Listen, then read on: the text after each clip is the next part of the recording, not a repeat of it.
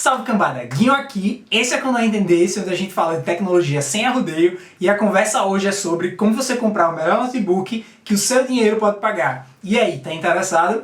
Tem vídeo aqui no canal falando já sobre smartphone e se você quer também comprar uma televisão. Então dá uma olhada nos outros vídeos do canal.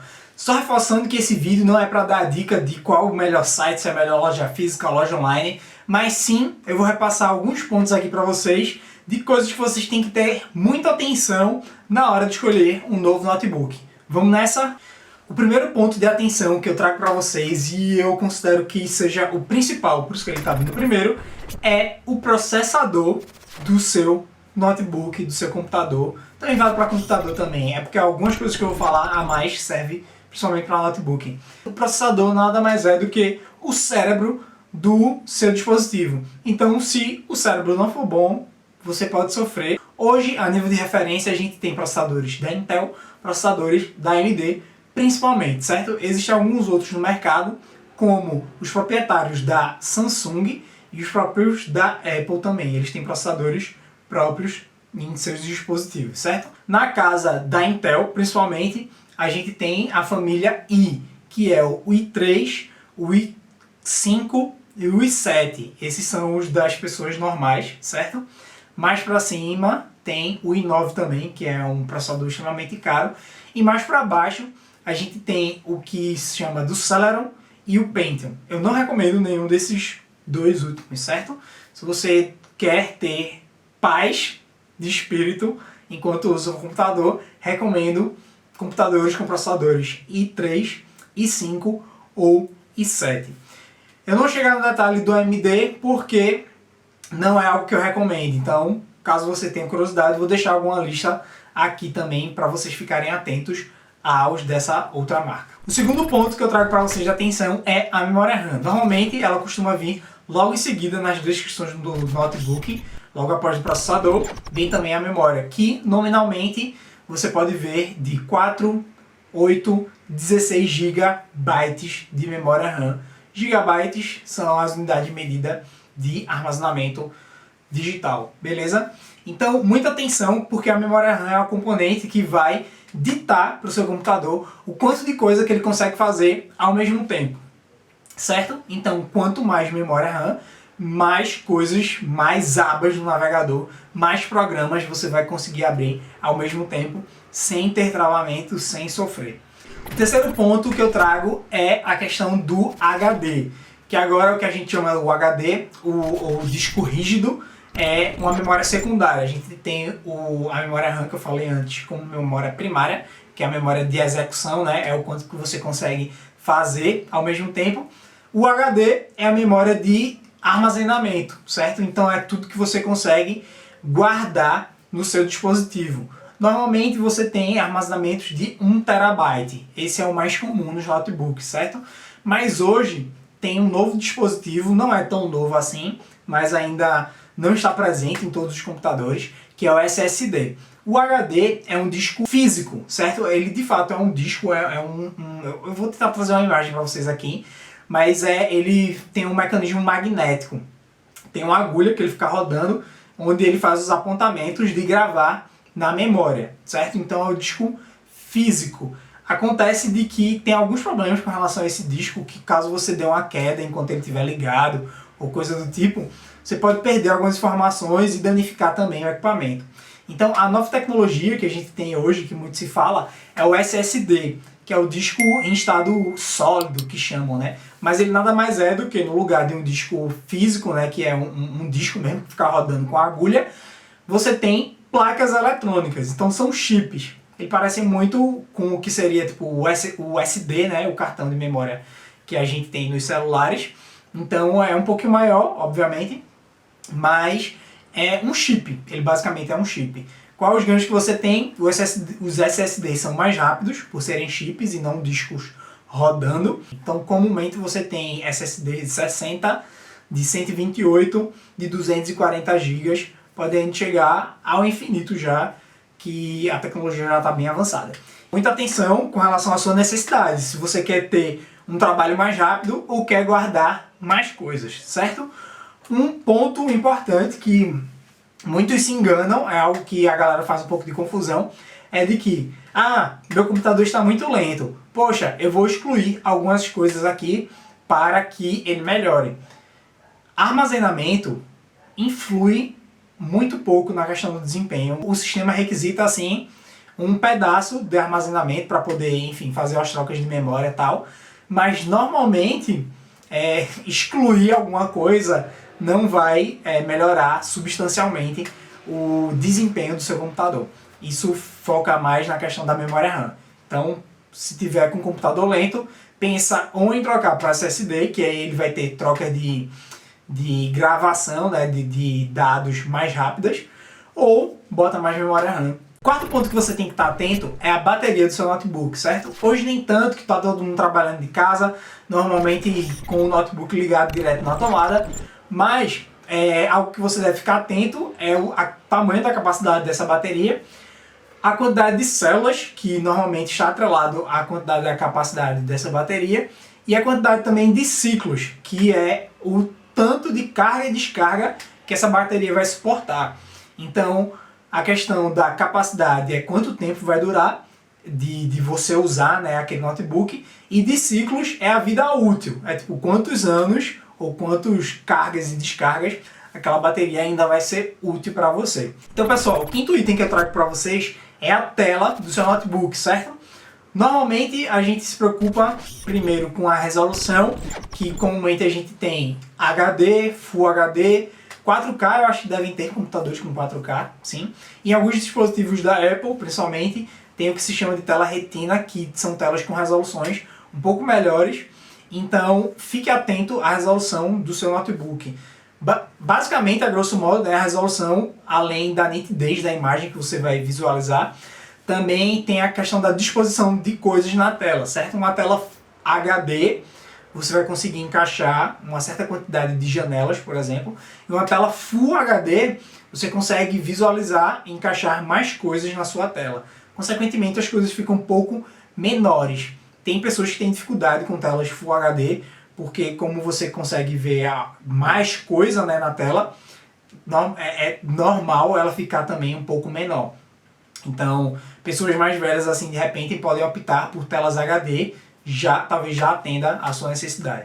Full HD, você tem maior resolução, consegue encaixar mais coisa, mas como eu estou dizendo, consequentemente, as coisas podem ficar um pouco pequenas para vocês. Muita atenção com relação à construção da tela, que temos hoje algumas telas que tem tipo uma proteção de privacidade. Então, na construção dela, elas são um pouco foscas para impedir que outras pessoas que estão ao lado não vejam. Isso pode ser interessante, caso você queira, ou normalmente que se tem aquelas telas brilhantes mesmo, que às vezes podem incomodar com reflexo ou coisa do tipo. Então, a outra não é só anti-privacidade, mas também anti-reflexo. Então, fique atento a isso, que pode ser uma vantagem. Enfim, você pode estar pagando a mais ou a menos, de repente, por algo que talvez não faça sentido para você. O sexto ponto que eu trago para vocês é a questão da construção do notebook, certo? Isso é uma coisa que normalmente as pessoas não prestam atenção, mas eu já tive problemas com relação a não prestar atenção à construção do notebook. Eu comprei um notebook de 17 polegadas, que com pouco tempo a tela quebrou, a sustentação da tela quebrou. Então, muita atenção, sempre que possível, ou se você for comprar online, repare nos vídeos, né, de demonstração desse produto que você deseja, ou vá na loja e faça um teste mesmo de abrir e fechar, tocar, né, no material para você entender, perceber se aquilo é frágil, se aquilo é resistente. Preste atenção também na construção do teclado. Tem alguns teclados que são à prova de água. Preste atenção também no padzinho, né, que é o mouse.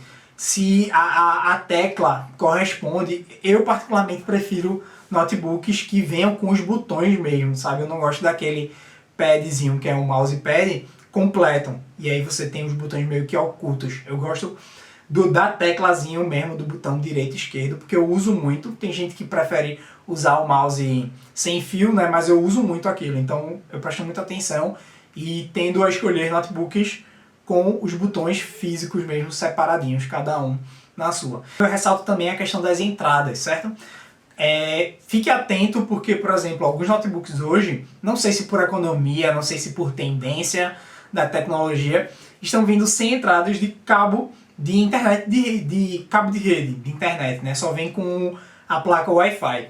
Então, sei lá, se no local que você trabalha ou na sua casa o Wi-Fi não é tão boa e você vai precisar de uma entrada de cabo de rede, né, para se conectar, ou de repente você vai fazer streaming ou aulas online, que é essencial uma internet muito boa, e normalmente a gente só tem internet muito boa de fato em cabo, em redes cabeadas, né?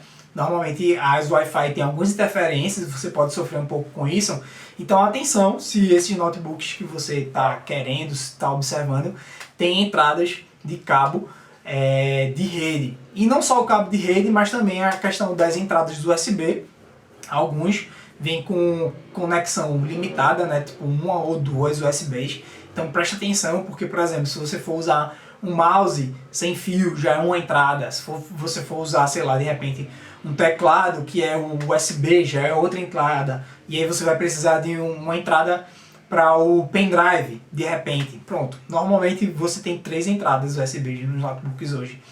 Então se isso for o seu uso, caramba, acabou os USB, vai ter que ficar trocando, tirando o mouse, tirando o teclado, tirando o USB, para você viver e conseguir trabalhar bem. Então atenção nessa parte de construção também, as entradas que vêm no seu dispositivo. E principalmente se são correspondentes às tecnologias atuais. Por exemplo, hoje a gente tem o USB 3.0, que é o azulzinho, que são conexões mais rápidas, transferências de dados mais rápidas, né? E alguns notebooks não têm essa entrada USB 3.0, ou mesmo a entrada USB-C, que é a nova entrada dos celulares de hoje, né? Que é uma entrada meio que universal, ela é uniformezinha. E aí, caso você esteja querendo adquirir um novo notebook, já repara se ele tem também essas conexões mais atuais, e não somente as antigas, que eles costumam colocar para baratear os notebooks. Então, vou comentar aqui um combo de algumas últimas observações que não chegam a ser itens extremamente importantes, mas é interessante você ficar de olho, que é o seu sistema operacional, ou seja, se o notebook que você está adquirindo já vem com o Windows, que é o mais comum, né, hoje, ou se de alguma forma a fabricante está tentando baratear. A Dell faz muito isso, você tem a opção de comprar sem o Windows, que, caso você não saiba, o Windows precisa de uma licença, muita gente instala ele pirata hoje, né, formata, tal, instala. As pessoas não entendem que isso é um sistema pago, muitas vezes, mas saiba a partir de agora. Então, se esse notebook que você está adquirindo já vem com o sistema, ou se de alguma forma, para baratear, está vindo com o Linux, que é um outro sistema também muito conhecido, livre e gratuito. Pode ser uma opção para você baratear na sua compra inicial, né? Mas talvez você sofra. Muitas pessoas não estão habituadas com a utilização do sistema Linux.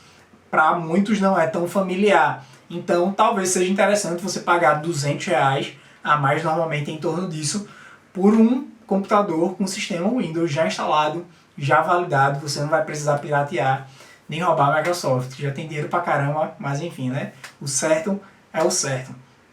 Para dispositivos Apple, eu tô falando obviamente aqui para a maioria, né? Mas fazendo uma observação, os dispositivos Apple vêm com um sistema próprio deles, que é o iOS. Então, quem é usuário Apple realmente não sofre com essa questão de formatação, ou reinstalação, ou chave de ativação, porque ele já vem tudo mais amarradinho, é tudo mais já bem formulado.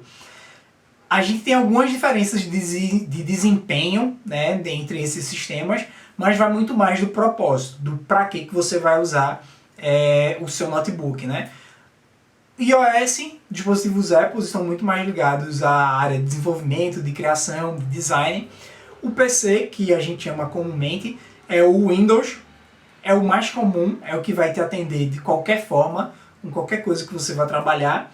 E o Linux, normalmente se tem usuários mais específicos, seja pessoas que trabalham com desenvolvimento, né, que trabalham muito mais com tecnologia, ou que simplesmente querem ter funções simples de escritório, de Word, de documentos, de apresentações. Pode ser uma boa opção para você também, até porque o Linux não demanda tanta memória e tanta confusão que às vezes o Windows pode causar, como erros inesperados e atualizações infinitas sem a sua autorização. Um pequeno detalhe, muito pequeno mesmo, mas que vale a pena não esquecer dele, é a webcam do seu notebook, principalmente nos dias de hoje. É um pequeno dispositivo que normalmente não dão bola, mas você pode encontrar sim webcams de boa qualidade em alguns notebooks. Inclusive eles identificam, né, a resolução da câmera normalmente como HD. Normalmente notebooks não vêm muito mais do que isso. Então, atenção à webcam. É uma coisa muito pequena, talvez você não procure principalmente notebook por conta da webcam, mas pode fazer diferença quando você for optar por um ou por outro. Atenção à webcam do seu notebook. Se você ficou com alguma dúvida, comenta aqui embaixo para que eu possa responder e de repente produzir mais vídeos com relação a essa temática. Manda esse vídeo para algum familiar, para algum amigo que esteja procurando notebook ou simplesmente para que ele possa aprender um pouco mais sobre esse mundo tecnológico. Muito obrigado por ter assistido até aqui, até o próximo vídeo. Entendesse?